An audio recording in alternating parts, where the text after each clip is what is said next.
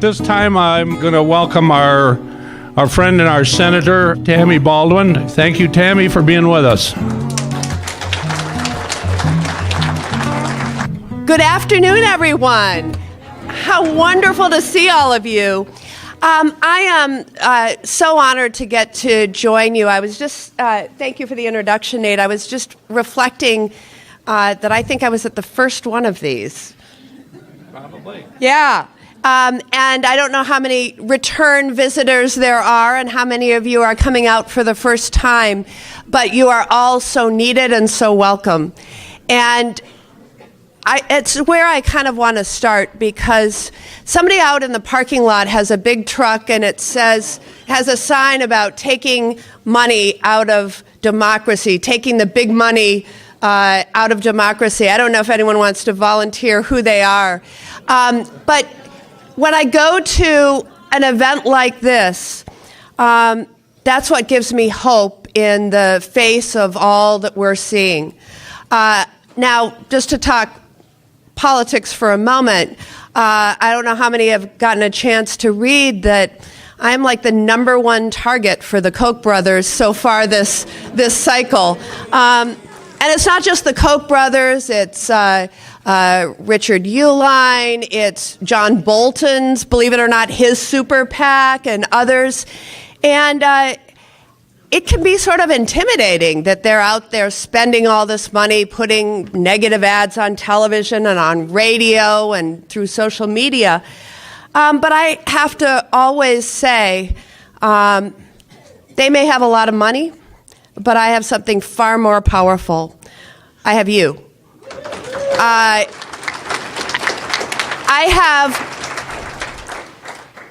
been so inspired by the activism and engagement that I have seen in this state for the last couple of years. I came earlier this morning. I had attended the March for Our Lives in Madison. And I didn't get a crowd estimate, but I'm going to say thousands from what I could see.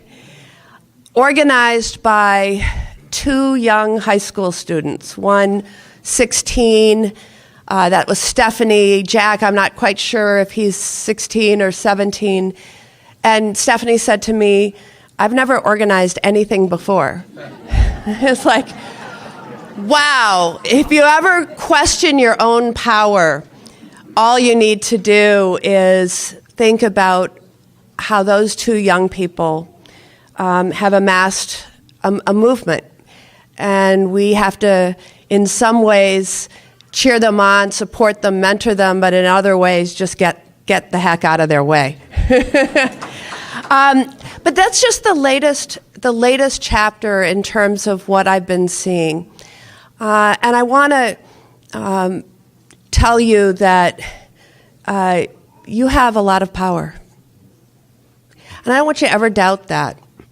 I think about the year last year where we spent a great part of the year fighting a cynical attempt to take away people's health care. And anybody who has a loved one who has a pre-existing condition, who has struggled over the years with trying to get coverage that's affordable with a pre-existing condition, everyone who has known someone who nearly went bankrupt because of a health emergency, boy, you know this issue, you know it's personal, and you know that we need to keep on changing and improving access and affordability. But when this cynical attempt to take away these protections was brought forward, you spoke out.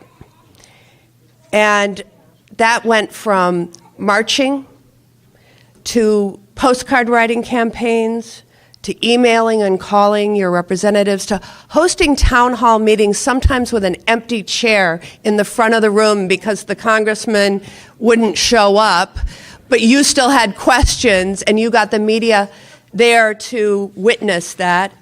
And you told your stories. because healthcare is deeply personal. And those stories persuaded people.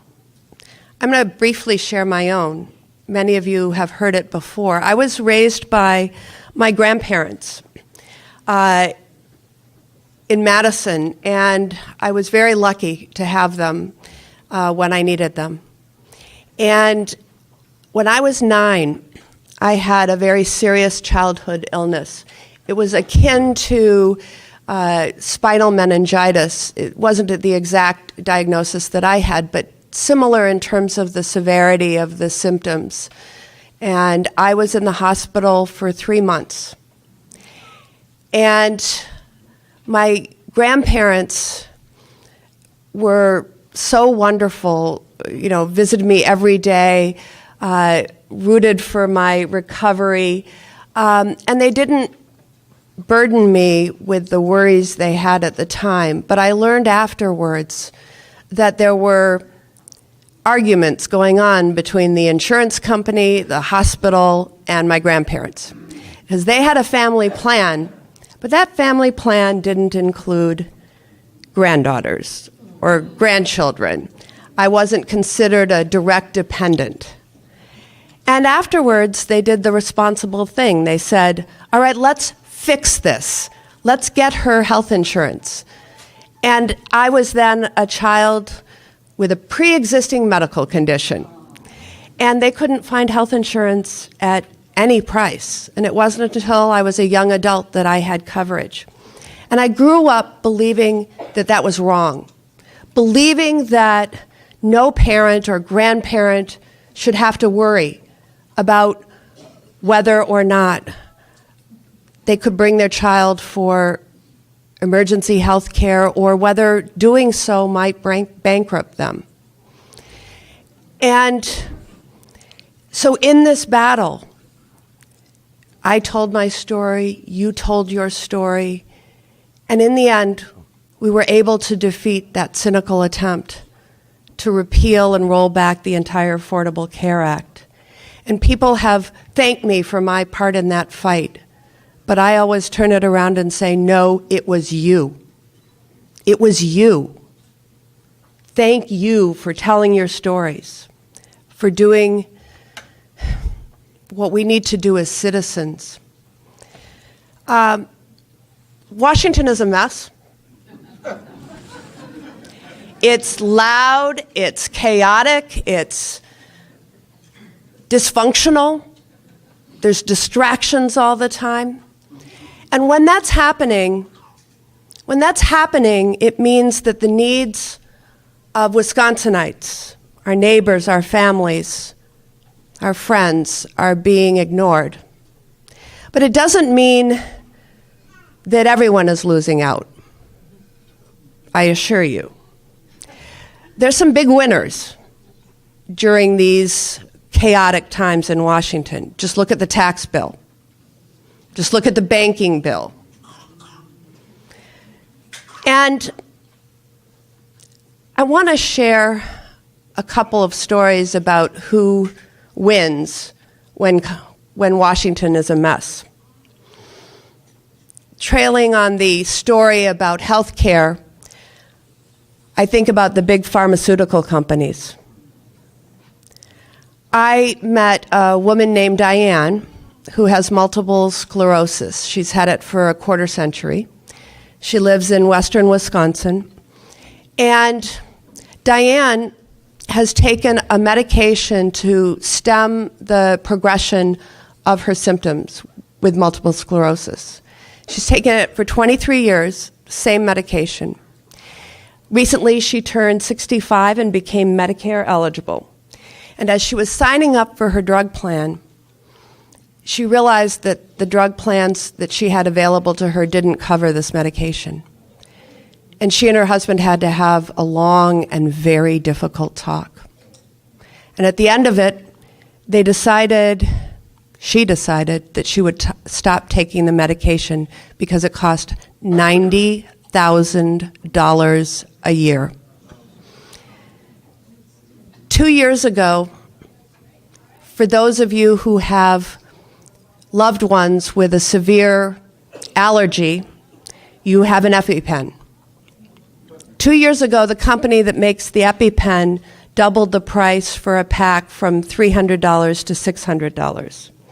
I remember it starkly because it was in the summer just as parents were getting ready to re-enroll their children in school and getting ready for back-to-school activities and shopping. And those schools were looking at the records and calling up parents. And if you had a child with an allergy, you were probably getting a call saying it would be very prudent for you to have a second EpiPen at school.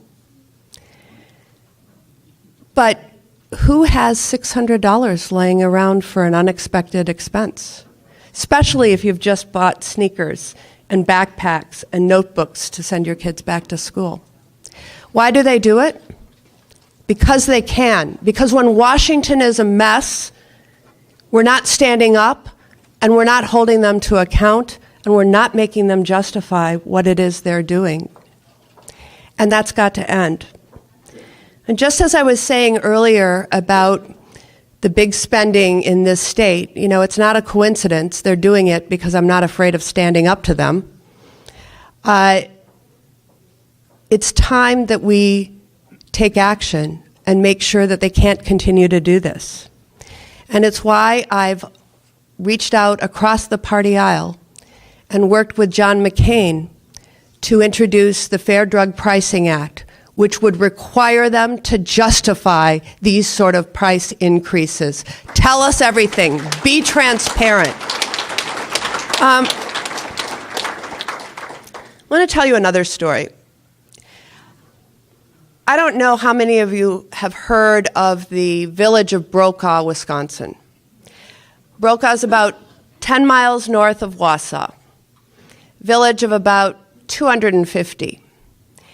And Brokaw has been home to a paper mill that started producing paper in 1900. It is the beating heart of the village.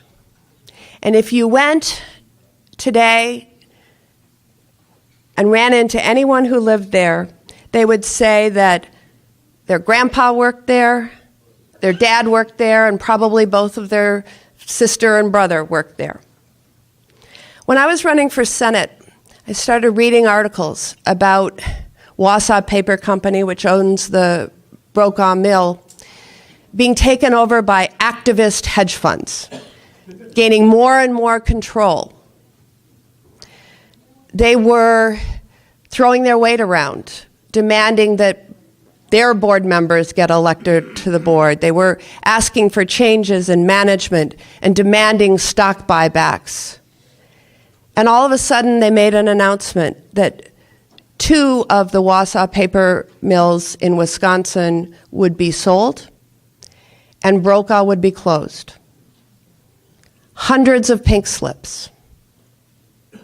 It was like from Wall Street, from New York City, they were playing Monopoly, as these were plastic properties and paper money. They couldn't find Brokaw on a map if they tried.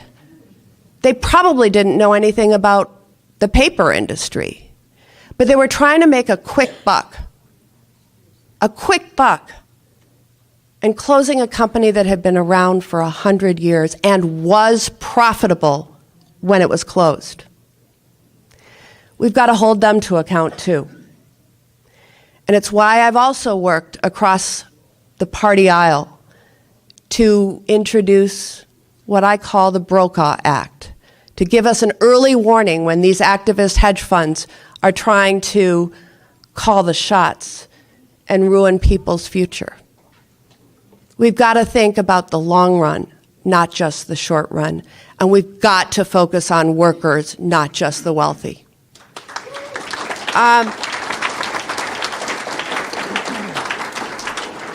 The bottom line is that this is all about people.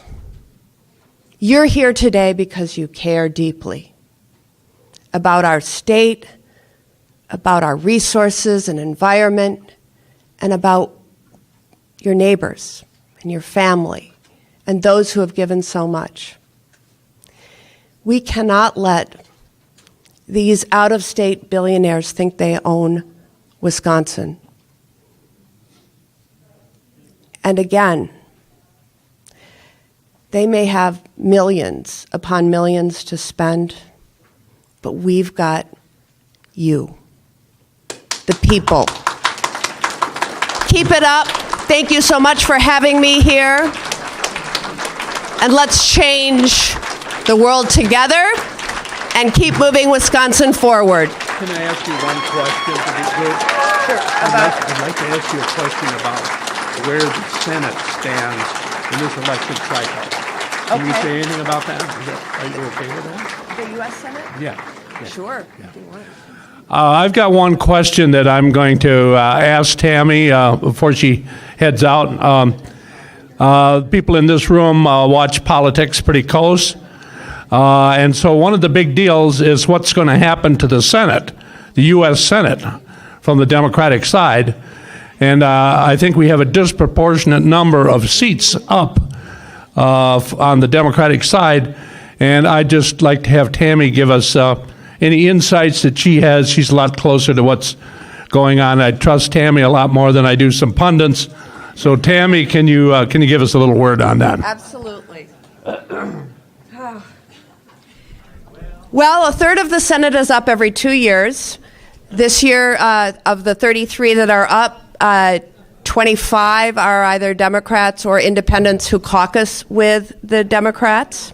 If you look back, we have 6-year terms. So this was what happened after the 2012 Obama re-election, and that's the outcome. And so now folks are defending their seats. In terms of the composition of the Senate right now, there are 51 Republicans and 49 Democrats or independents who caucus with the Democrats. There have been a number of tie votes in the past year that have been settled by the Vice President of the United States. So if you move into an election, how can we change that? Well, it means that every Democrat or independent, like Bernie Sanders and Angus King, who are two independents who caucus with the Democrats, we all have to win our re-elections. And that's challenging because 10 of those 25 Democrats are from states that Trump won, either by double digits or, as is the case here in Wisconsin, by narrow margins. But we also have some incredibly interesting races coming up across the country where Republicans have announced their retirement. Jeff Flake in Arizona has announced that he will retire. Bob Corker, a Republican from Tennessee, has announced that he will retire. So we have 2 strong candidates in each of those states. And then probably the other race to watch for a pickup is Dean Heller, who's a Republican from Nevada. He is being challenged by Jackie Rosen, a House member from Nevada, and that's going to be a very competitive race. And that state was blue in the last presidential election. So turning the tables there. We have some great women candidates. Actually, almost half the women in the Democratic caucus are up for re-election this year. But we have some newcomers. Kirsten Sinema from Arizona is challenging for that open Jeff Flake seat, and Jackie Rosen. So keep an eye and be involved as much as you can, starting at home, but beyond also. Thank you again. Thank you, Tammy. Appreciate your answering that question. My pleasure. Thank you, Tammy Baldwin.